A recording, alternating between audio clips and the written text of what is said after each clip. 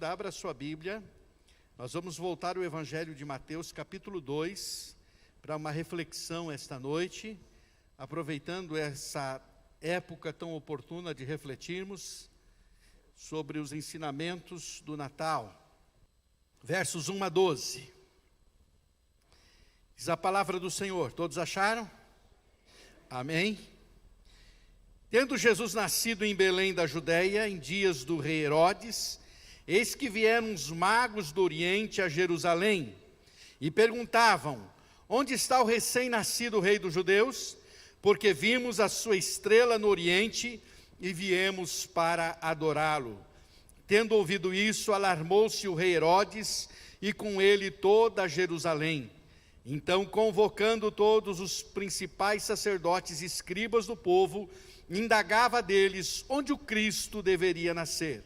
Em Belém da Judéia, responderam eles, porque assim está escrito por intermédio do profeta: e tu, Belém, terra de Judá, não és de modo algum a menor entre as principais de Judá, porque de ti sairá o guia que há de apacentar a meu povo Israel.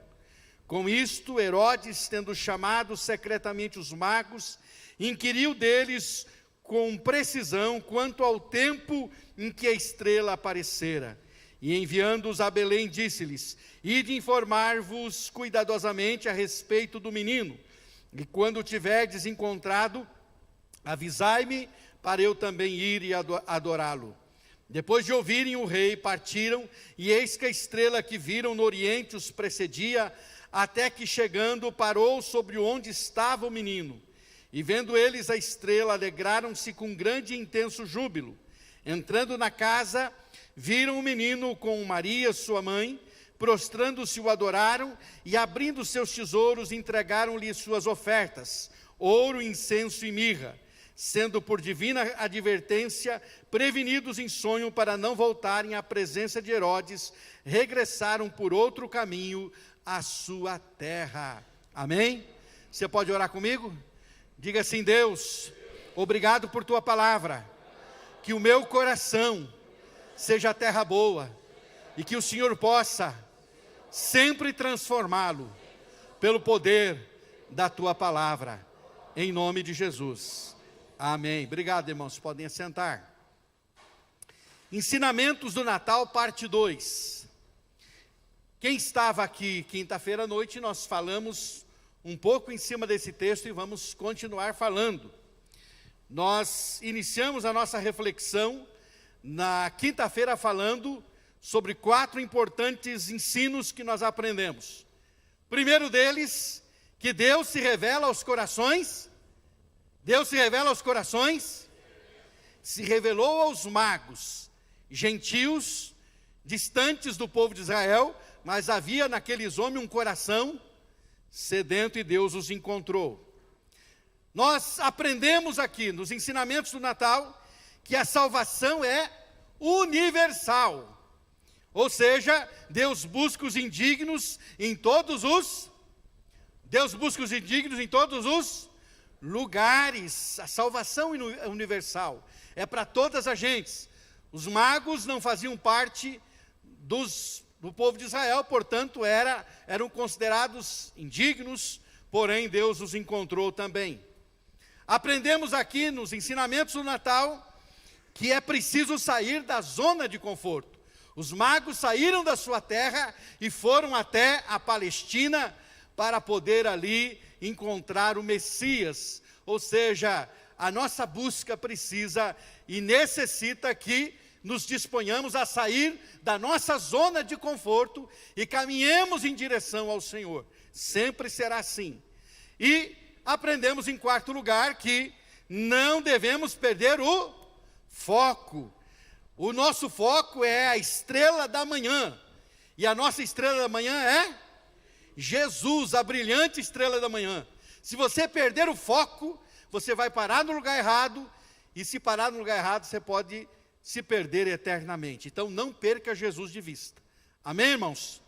Compreendendo isso, vamos voltar uma vez mais ao texto bíblico, porque nós temos muitos ensinamentos preciosos para aprendermos com o nascimento de Jesus, com o contexto que envolveu a encarnação do Filho de Deus. Eu quero você aqui comigo agora, bem atento, para que você possa aprender essa verdade. Amém? Então, quais são os ensinamentos que eu quero hoje compartilhar com vocês, na continuação do exame desse texto tão precioso que nós temos diante de nós? Nós vamos continuar aprendendo outras verdades. E a primeira delas dessa noite que eu quero compartilhar com vocês é que o Natal apresenta duas escolhas para cada ser humano. Você pode repetir isso comigo? Vamos lá? O Natal. Quantas escolhas o Natal apresenta? Duas escolhas. Quais as duas escolhas que nós temos? Ou escolhemos nos curvar diante do Messias como os magos, ou escolhemos eliminá-lo da nossa vida como fez Herodes. Os magos vieram de longe para se curvarem diante do Messias. Que escolha sábia e abençoadora. Eles vieram para se prostrar, eles vieram para reconhecer que Jesus era o Messias, o Salvador do mundo. Herodes, por outro lado, era um governante extremamente inseguro e instável. Inseguro e instável. Ele vivia aterrorizado por seus rivais. Ele tinha medo que a qualquer momento alguém pudesse lhe tomar aquela posição, embora ele fosse vassalo do imperador romano, mas ele tinha ali o seu quinhão e era permitido até que se chamasse de rei, o rei Herodes. Portanto, ele não gostava de rivais, vivia aterrorizado, e quando ele identificava um rival, imediatamente mandava matar. Ele matou a sua esposa Mariane, diz a história. Ele matou a sua mãe Alexandra, o cara era bonzinho. Ele matou seus 3 filhos, ele matou metade dos membros do Sinédrio, e ele matou diversos tios e primos. Flávio Josefo, historiador judeu, o chamava de monstro implacável. E o imperador Augusto disse que era mais seguro ser um porco de Herodes do que um filho dele.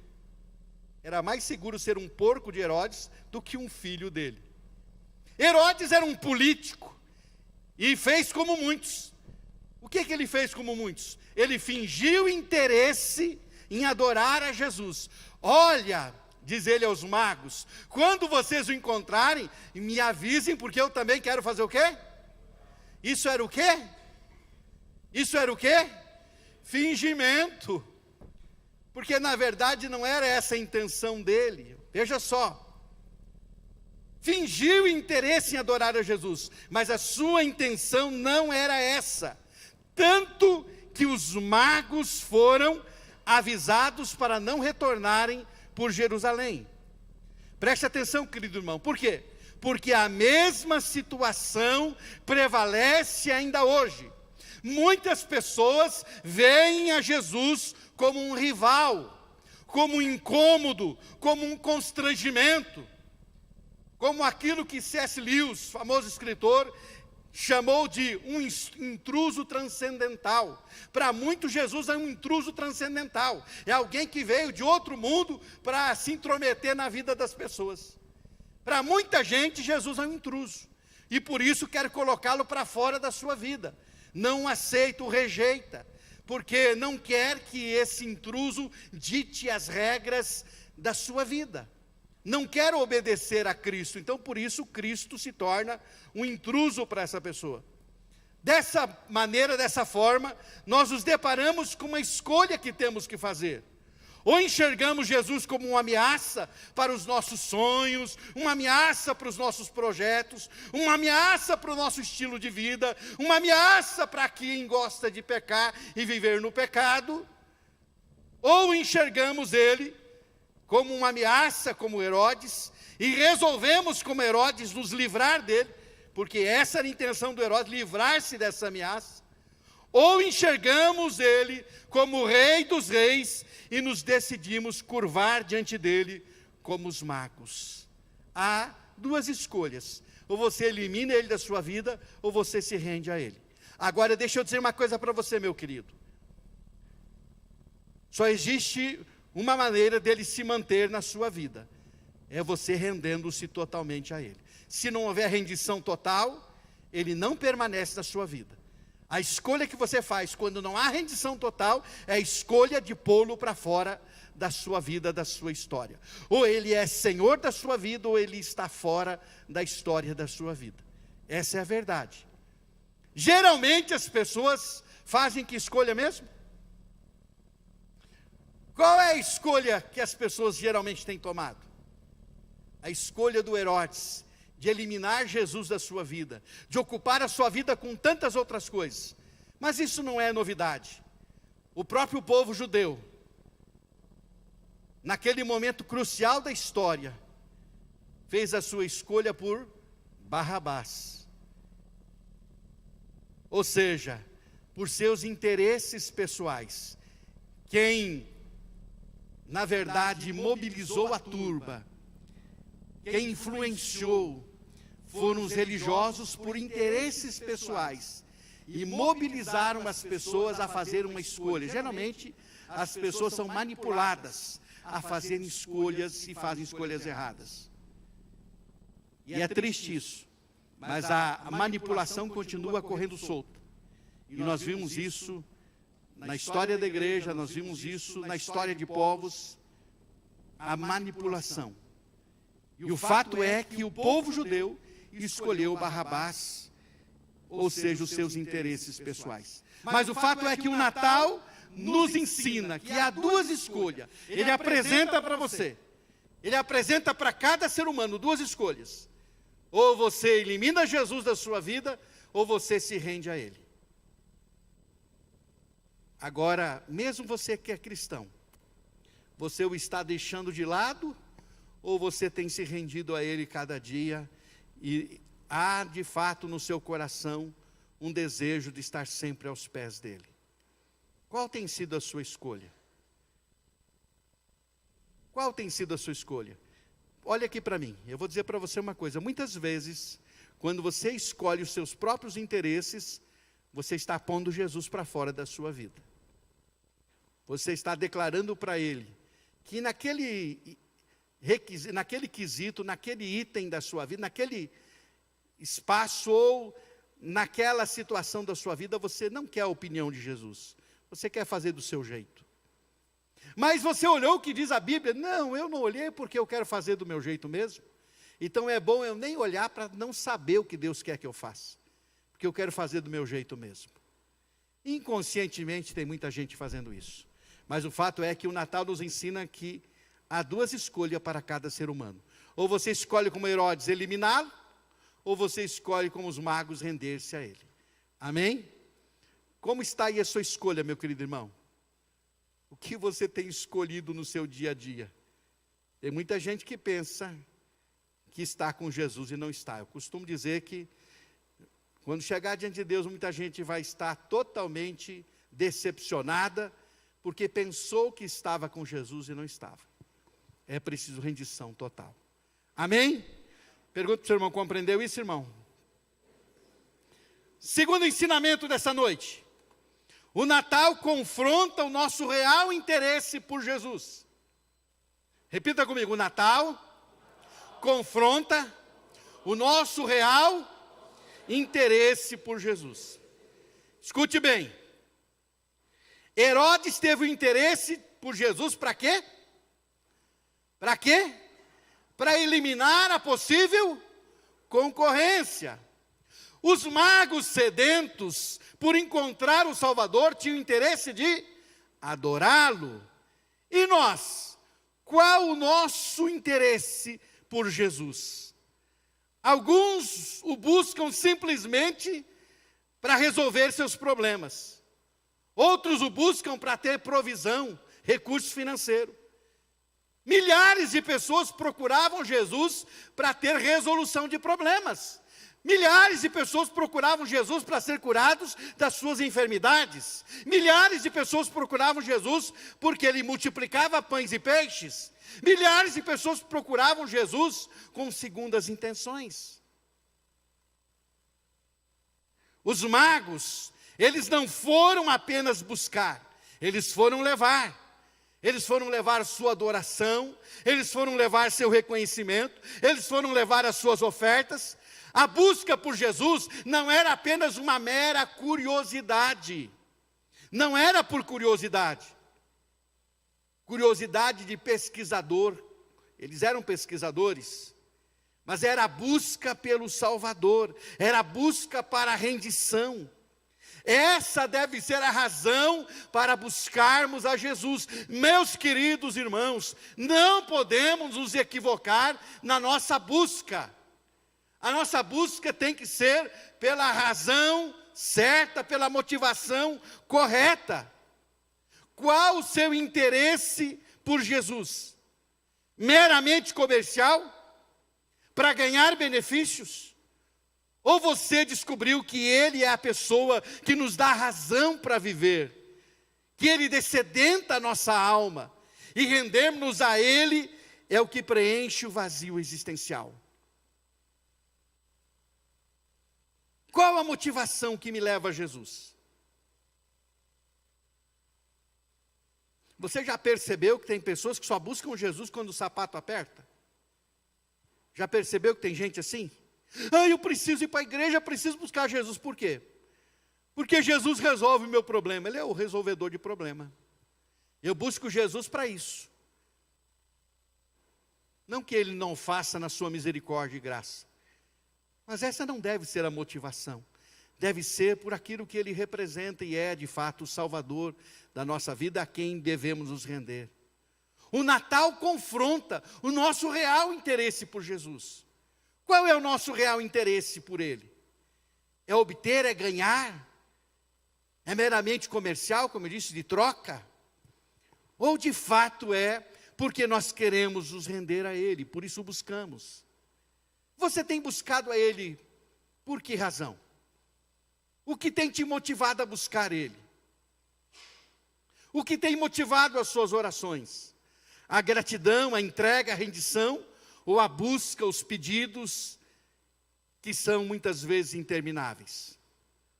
O que tem levado você a buscar Jesus? Pergunta para o seu irmão, mas não espere resposta. Cutuca ele e pergunta: o que tem te levado a buscar Jesus? O Natal confronta o nosso real interesse por Jesus. Criança gosta do Natal por quê, irmãos? Por que criança gosta do Natal? Criança não, adultinho também, né? Gosta do Natal para quê? E você gosta de Jesus por quê? Por causa dos presentes que Ele te dá? Muita gente é. Quando os presentes param, diz: eu não quero mais, Jesus não está mais me abençoando. Não vou servir mais. Não tem mais bênção? Compreende isso? O Natal confronta o nosso real interesse por Jesus. Mas há um terceiro ensino muito lindo aqui. O Natal nos ensina que nós somos instrumentos para o sustento da obra de Deus. Repita comigo. O Natal nos ensina que somos instrumentos para o sustento da obra de Deus. Como diz o missionário Silvanes, Deus é lindo. É verdade. Por quê? Porque Ele não faz nada por acaso. Ouviu o que eu disse? Deus não faz nada por... Guarda na sua mente e seu coração. De novo, Deus não faz nada por acaso. Os magos não vão a Jesus de mãos vazias. Eles vão levando alguma coisa para Jesus, para oferecer. Sabe por quê? Porque o verdadeiro adorador não vai à presença de Jesus sem nada para oferecer. O verdadeiro adorador, vou repetir, irmão, porque é muito importante. O verdadeiro adorador não vai à presença de Jesus sem nada para oferecer. O verdadeiro adorador sempre oferece alguma coisa. Pode até ser a oferta da viúva pobre, mas dá o seu melhor. Entrega o seu melhor. Como seria importante se cada crente ao vir para o culto entendesse isso. oferecer o seu melhor louvor, a sua melhor adoração, o seu melhor culto. Que não fosse aquilo, vou lá hoje cumprir minha tabelinha lá, meu compromisso religioso, que não fosse isso. Eu vou ir porque senão alguém vai pegar do meu pé, o pastor ou alguém vai estar aí me incomodando. Eu vou lá hoje para prestar um culto, mas aquele negócio michuruca que você sabe, monótono, repetitivo, que você não tem expectativa, não cria expectativa. Como seria diferente se nós viéssemos para o culto com expectativa do celestial, de coisas tremendas acontecer. Porque quando nós viemos com essas expectativas, Deus responde esse tipo de expectativa. Se você vem com expectativa de algo diferente acontece. Isso é importante. O adorador oferece o seu melhor, dá o seu melhor, não vem de mãos vazias. Isso diz respeito à oferta também. Quando vir para o culto, não importa se é pouquinho, mas é o que você tem, ofereça o seu melhor. É importante traduzir a nossa adoração. Eu digo que a gente traduz a adoração, né? Quando você vai dar um presente para alguém, diz, toma aqui um presente. Mas a pessoa diz, você não está me entregando nada. É que é um presente abstrato. Você não precisa ver. É de coração, viu? E aí tem gente que chega para Jesus, aqui Jesus, meu presente é abstrato também. Você tem que transformar em coisas palpáveis também, para você dizer, está aqui Senhor, eu estou entregando. Faz parte da adoração. Mas o lindo da história, você está aqui comigo? Amém? Você está me acompanhando? Mas o lindo da história é que Deus nos ensina que o sustento da obra de Deus está na mão dos adoradores. Está nas mãos dos adoradores. O sustento da obra de Deus está nas mãos dos adoradores. O sustento da obra de Deus está nas suas mãos, se você é um adorador. Está nas suas mãos. Maria e José precisariam levar o menino Jesus para o Egito. Uma viagem tem custo ou não? Você viaja de um lado para o outro, não custa nada, né? Não gasta, aí tem alguém que tem carro, John, o teu carro não usa gasolina, nada? Cálculo, que vai assim no vapor, na fé. Tem gasto ou não tem gasto? Uma viagem tem gasto ou não tem gasto? Para você sair daqui ali no bairro, você já gasta, não gasta? Agora, Maria e José precisavam vir para onde? Para o Egito, tem gasto ou não tem? O José tinha algum recurso? A Maria tinha algum recurso? Não tinha. Maria e José precisavam levar o menino Jesus para o Egito, por duas razões. Primeira, para cumprir com as escrituras, do Egito chamei meu filho. E segundo, proteger o menino Jesus da fúria do rei Herodes. Agora eu pergunto, com que recurso aquele pobre casal faria tal viagem e sustentaria por um bom tempo lá no Egito? Com que recurso? Com que recurso eles fariam a viagem? Com qual recurso eles se manteriam no Egito, país estranho? É certo que ele ia trabalhar, ia fazer alguma coisa, mas com que recurso ele faria? Diga para mim, com que recurso? Eles se sustentariam por um bom tempo? O texto bíblico responde, com os presentes diga para o irmão, com os presentes dos magos. Qual era o presente dos magos? Ouro, incenso e mirra, coisas preciosas, que podiam ser transformadas em recurso financeiro para o sustento da viagem, manutenção da família, por um bom tempo. Deus coloca o dinheiro para o sustento da obra dele em suas mãos, meu irmão. O sustento da obra dele está nas suas mãos. Cabe a você e a mim entregá-lo ao Senhor. Cabe a você e a mim entregar a Ele. Aprendemos no Natal que Deus usa verdadeiros adoradores para o sustento da sua obra no mundo. Devemos vir a Jesus não só para buscar, mas também para trazer, ofertar e entregar. E Deus usa aquilo para o sustento da obra dele. Jesus era o Filho de Deus. Mas ele viveu nessa terra de forma muito paupérrima, porque ele escolheu nascer entre os pobres. ele nasceu e escolheu viver na pobreza.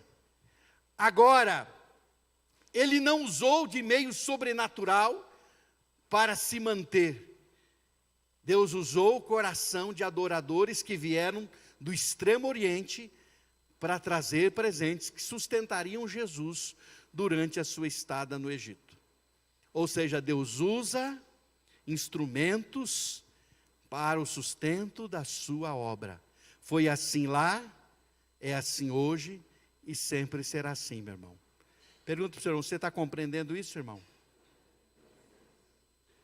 Então, onde é que está o sustento para a obra de Deus? Onde está? Nas mãos dos adoradores. Você é adorador? Está na mão dos adoradores, então tem que estar na sua mão. É assim que Deus faz, Ele trabalha. E Natal nos ensina isso, que nós somos instrumentos para o sustento da obra de Deus. Ah, mas eu não tenho. A irmã Noeli veio aqui falar do quê? Do Retalhos de Esperança, que é gente fazendo artesanato, fazendo costura, para gerar recurso, para sustentar gente que não tem nada.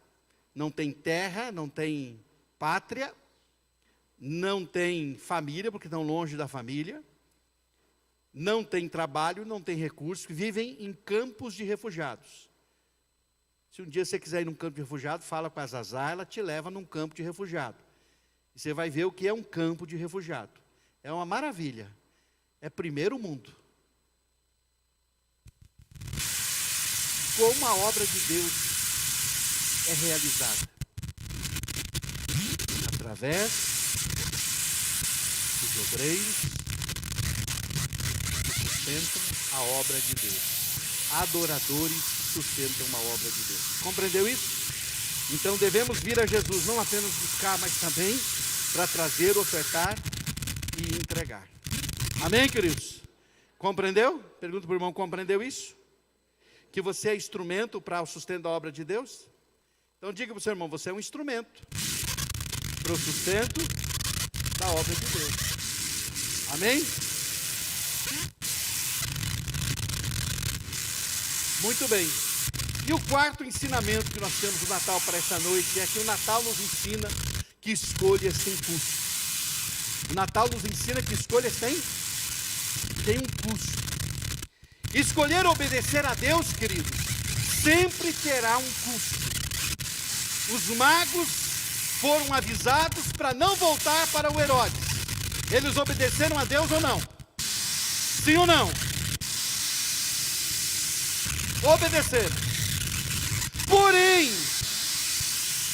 por não ter a informação correta de quem era Jesus e onde ele estava, Herodes mandou matar todos os meninos de 2 anos para baixo na pequena Belém. É certo que foi o cumprimento das Escrituras, mas também o resultado da escolha dos magos. Os magos escolheram fazer o quê? Obedecer a Deus, que disse para eles: não voltem por Jerusalém, voltem por outro caminho. Ao obedecer a Deus, qual foi o resultado? Todas as crianças de Belém foram eliminadas, já que o Herodes pensou o seguinte: já que os magos não vieram dizer quem é o Messias, né, por eliminação, vamos eliminar todos os meninos de 2 anos para baixo. Vamos tirar a vida, porque ele calculou, bom, esse menino já deve estar com mais de 1 ano, tanto é que os magos encontraram Jesus na casa, não foi na estrebaria não, foi numa casa. Então eles por dedução disseram, o negócio é garantir, e vão matar as crianças de 2 anos para baixo, e foi o que ele fez. Ou seja, a escolha dos magos em obedecer à ordem de Deus, resultou em uma matança de inocentes.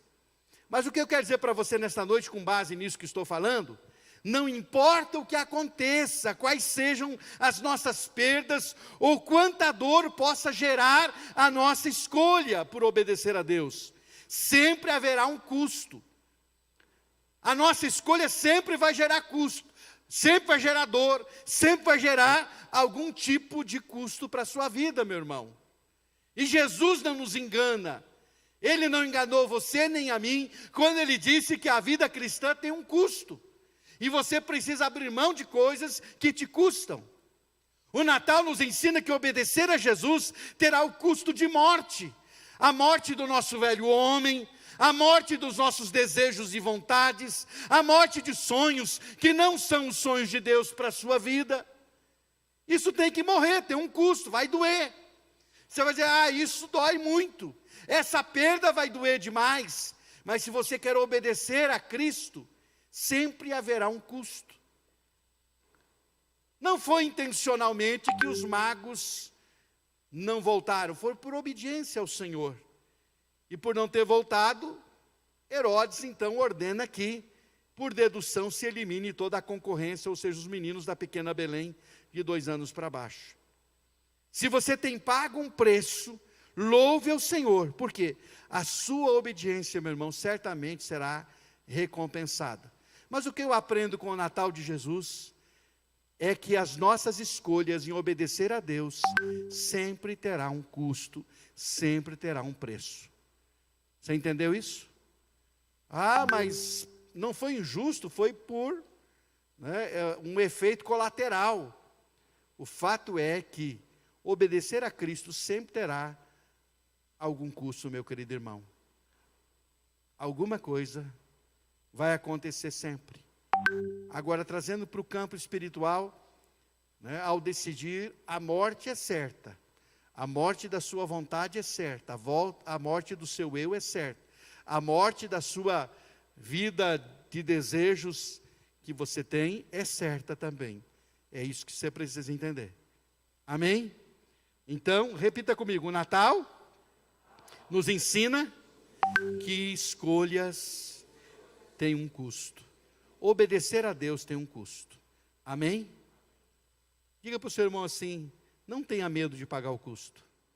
Vale a pena. Se você foi tocado por essa mensagem, não deixe de curtir esse vídeo. Inscreva-se no nosso canal no YouTube e assim você pode ter acesso a mais mensagens como essa para edificar a sua vida. E se você deseja fazer parte da nossa igreja e ter mais acesso às nossas informações e novidades, é só você baixar o nosso aplicativo no seu celular. Baixe gratuitamente. É só você abrir a loja virtual no seu celular e digitar IBI Cascavel. Ali você baixa o nosso aplicativo e tem mais acesso às nossas novidades e faz parte dessa família também. Deus te abençoe e um grande abraço.